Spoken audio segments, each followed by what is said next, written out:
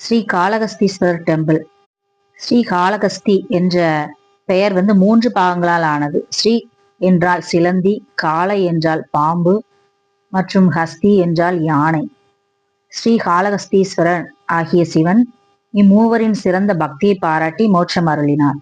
அவர்கள் தங்கள் பக்தியின் உச்சத்தில் தங்கள் உயிரை அளிக்கவும் தயாராக இருந்தார்கள். இந்த கோயில் ஆந்திர மாநிலத்தில் ஸ்வர்ணமுகி ஆற்றங்கரையில் அமைந்துள்ளது. திருப்பதி அருகே இருக்கு. சிவன் கோயில் இது பஞ்சபூத ஸ்தலமாகும். பஞ்சபூத ஸ்தலங்களில் இது வாயு ஸ்தலம். இது ஒரு பரிகார தலம். ராகு கேது பரிகார பூஜை செய்யும் முக்கிய தலமாக இது விளங்குகிறது. இந்த கோயிலை தட்சண கைலாயம் அப்படின்னு சொல்றாங்க. ரொம்ப புண்ணியமான ஸ்தலம். 5ஆம் நூற்றாண்டில் பல்லவர்களால் தொடங்கி பின்பு சோழர்கள் மற்றும் விஜயநகர பேரரசர்கள் கிருஷ்ணதேவராயரால் 16ஆம் நூற்றாண்டு மேம்படுத்தப்பட்ட மிக பழமையான கோயில். சிவன் காளகஸ்தீஸ்வரர், அம்பாள் ஞான பிரசுராம்பிகை. அர்ஜுனன் தன் தீர்த்த யாத்திரையில் இங்கு இறைவனை வழிபட்டதாகவும் பரத்வாஜ மகரிஷியை கண்டு வணங்கி சென்றதாகவும் வரலாறுகள் கூறப்படுகிறது. திருமண தடை நீங்க தினந்தோறும் பல்லாயிரக்கணக்கான பக்தர்கள் இங்கு ராகுகேது பரிகார பூஜை செய்து வருகிறார்கள். பல 100 ஆண்டுகளுக்கு முன் வனமாக இருந்த இந்த இடத்தில் வாயுலிங்கமாக தோன்றிய சிவபெருமானை வழிபட சிலந்தி ஒன்று தினந்தோறும் வருமாம். மலையில் நனைந்த சிவபெருமானை கண்ட அந்த சிலந்தி தன்னுடைய உமிழ்நீரிலிருந்து உருவாகும் சிலந்தி வலையை பின்னி வைத்ததாம். பெரும் இடி ஒன்று இடித்ததில் அந்த வலை எரிந்து சாம்பலானது. சிலந்தியால் அதை தாங்கிக் கொள்ள முடியாமல் இறந்து போனது. அதன் பக்தியை மெச்சிய சிவபெருமான் அதற்கு முக்தி அளித்து அருள் புரிந்தார். அதே போல ஒரு நாகம் தினம் அந்த லிங்கத்தை ஆற தழுவி மாணிக்கங்களை கக்கி கொண்டு இருந்தது. அர்ச்சனை செய்வதாக நினைத்து அப்படி செய்து கொண்டிருந்தது. அதற்கு பின்னால் வரும் யானை ஒன்று தன் தும்பிக்கையால் நீரை வாரி இறைத்து அபிஷேகம் செய்யும்.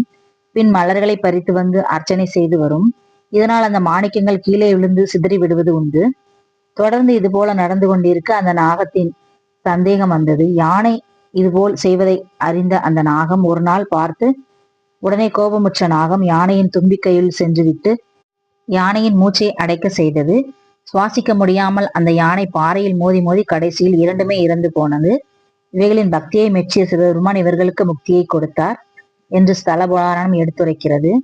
இந்த தலத்தில் வீற்றிருக்கும் காளகஸ்தநாதர் உருவத்தில் கீழே 2 தந்தங்களும் இடையில் பாம்பும் பின்புறம் சிலந்தியும் கொண்டிருப்பது குறிப்பிடத்தக்கது. முன்னொரு காலத்தில் அந்தணர் ஒருவர் இந்த லிங்கத்தை பூஜித்து வந்ததாகவும் அதனை பார்த்து கொண்டிருந்த வேடன் ஒருவனுக்கு சிவனின் மேல் கொண்ட பக்தியால் பூஜை செய்ய அதிக ஆர்வம் ஏற்பட்டதாம். அந்தணர் வராத சமயத்தில் இந்த வேடன் தன் வேட்டையாடி வைத்திருந்த பன்றி இறைச்சியை சிவபெருமானுக்கு படைத்து வந்தார். ஒரு நாள் இதை அறிந்த அந்த அந்தணர் மிகப்பெரிய தவறு நடந்து விட்டதாக எண்ணி வருந்தினார். அன்று இரவு அந்தணர் கனவில் வந்த சிவபெருமான் நாளை ஒளிந்திருந்து இந்த இறைச்சியை வைப்பது யார் எனவும் அவருடைய பக்தியை பார் என்றும் கூறினாராம். அதன்படியே ஒளிந்திருந்த அந்தணருக்கு அதிர்ச்சி காத்திருந்தது. வழக்கம் போல வேடன் இறைச்சியை படைத்து வழிபாடுகள் செய்து கொண்டிருந்தார். அப்போது சிவபெருமான் ஒரு கண்ணிலிருந்து ரத்தம் பெருக்கெடுத்து ஊற்றியது. இதை கண்டு பதறிப்போன வேடன் எவ்வளவோ முயற்சித்தும் ரத்தம் நிற்க காரணத்தை அறியவில்லை. தன்னுடைய ஒரு கண்ணை எடுத்து சிவலிங்கத்திற்கு வைத்து விட்டான். உடனே ரத்தம் நின்று விட்டது. அடுத்ததாக மறு கண்ணில் இருந்தும் ரத்தம் பெருக்கெடுத்து ஓடியது. அந்த வேடன் சற்றும் யோசிக்காமல் தன்னுடைய கால் கட்டை விரலால் ரத்தம் வழிவதை தடுக்க லிங்கத்தின் கண்களில் வைத்து 2வது கண்ணையும் அம்புகளால் தோண்டி எடுக்க முற்பட்டதும் சிவபெருமான் கண்ணப்பனே நிற்க என்று கூறினாராம். இதனை கண்டு நெகிழ்ந்து போனார் அந்தணர். பக்திக்கு மிஞ்சிய ஞானமில்லை என்பதை அவர் உணர்ந்தார். சைவ கடவுளாக சிவபெருமான் இறைச்சியை வைத்து வழிபட்டாலும் தீவிர பக்தனான அந்த வேடனுடைய பக்தியை ஏற்ற காரணத்தினால் பிற்காலத்தில் அந்த வேடனுக்கும் அந்த தலத்தில் இடம் கிடைத்தது. கர்ப்பகிரகத்தில் துளி கூட காற்று புகாத வீட்டிற்கும் இந்த லிங்கத்திற்கு ஏற்றப்படும் தீபமானது படிப்படியாக மேலெழும்பி அழகாக நிற்காமல் அசைந்து ஆடிக்கொண்டே இருக்கும். காற்றே இல்லாத இடத்தில் தீபம் மட்டும் அசைந்து ஆடுவது வியப்புக்குரியது என்பது விஞ்ஞானிகளின் கூற்று. இத்தலத்தில் அகத்தியர் சிவபெருமானை வழிபட்டு இங்கிருந்து விநாயகரை வணங்காமல் சென்று விட்டார். விநாயகருக்கு கோபம் உண்டது. இதனால் விநாயகர் அருகில் இருக்கின்ற பொன்முகலி ஆற்றை முழுவதுமாக வற்றி போகுமாறு செய்துவிட்டார். இதனால் மனம் வருந்திய அகத்தியர் விநாயகரை பிரதிஷ்டை செய்து வணங்கியதாக தல புராணங்கள் கூறுகிறது. பிற்காலத்தில் விநாயகர் பிரதிஷ்டை செய்த இடம் ஆழத்தில் சென்றதால் இந்த விநாயகர் பாதாள விநாயகர் என்று அழைக்கப்படுகிறது.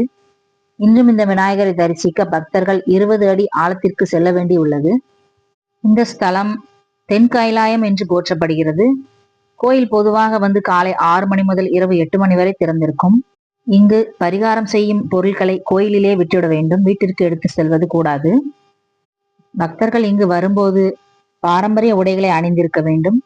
தோள்களான பொருட்களை உள்ளே கொண்டு செல்லக்கூடாது. சூரிய கிரகணம் மற்றும் சந்திர கிரகணங்களின் போது இந்தியாவின் பெரும்பாலான கோயில்கள் மூடப்படும். ஆனால் காளகஸ்தி கோயில் நடை திறந்து வழிபாடுகள் நடந்து கொண்டிருக்கும். இங்கு முக்கியமான சிறப்பு அம்சமாகும் இது. பிரம்மதேவர் 4 யுகங்களிலும் சிவனை வழிபட்ட ஸ்தலமாக இது கருதப்படுகிறது. திருமஞ்சன கோபுரம் எனப்படும் கோபுரத்திலிருந்து பார்த்தால் நேரே பொன்முகலி ஆறு தெரியும். ஆற்றுக்கு செல்வதற்கு படிக்கட்டுகள் இருக்கு. இவ்வழியே தான் திண்ணனார் அப்படிங்கிறவர் கண்ணப்பர் பொன்முகலி நீரை கொண்டு வந்து சுவாமிக்கு அபிஷேகம் செய்ததாக கூறப்படுகிறது. அன்புக்கு சான்றான கண்ணப்பர் வழிபட்டு இறைவனுடைய வலப்பக்கத்தில் நிற்கும் பெரும் சிறப்பை பெற்றார். இங்குள்ள மூலவர் சுயம்பு லிங்கம் தீண்டா திருமேனி என்று பெயரில் அழைக்கப்படுகிறது. மூலவருக்கு கங்கை நீரை தவிர வேற எதுவும் மேனியில் படக்கூடாது. பிற அபிஷேகங்கள் ஆவுடையாருக்கு மட்டுமே நடக்கும். அனைவரும் சென்று பார்த்து வணங்க வேண்டிய ஒரு முக்கியமான கோயில். எல்லோரும் சென்று வாருங்கள். வணக்கம்.